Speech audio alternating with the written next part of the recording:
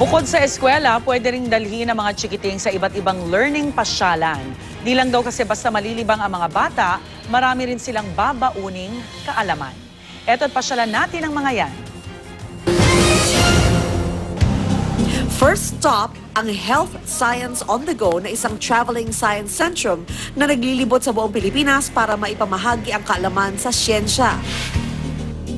Is composed of 21 interactive exhibits. Meron itong exhibit about physical fitness, nutrition, hygiene.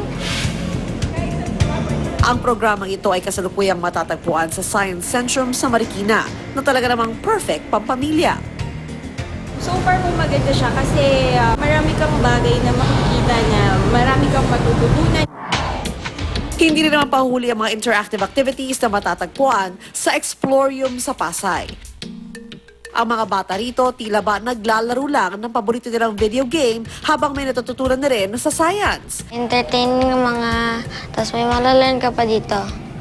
Na-embrace niya yung power ng mga kids na like video games. But wait, there's more mga kapuso dahil meron din sila ritong pinagmamalaking dome theater. Our dome theater is the most advanced in the country.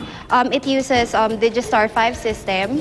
Unlike other museum, they just use one projector. Ours is the highest technology used in the country.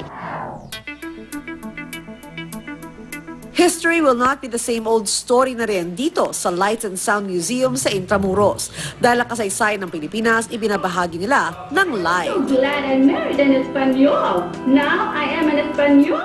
Habang namamasyal ka, nakikita mo na, naririnig mo na yung tungkol sa history.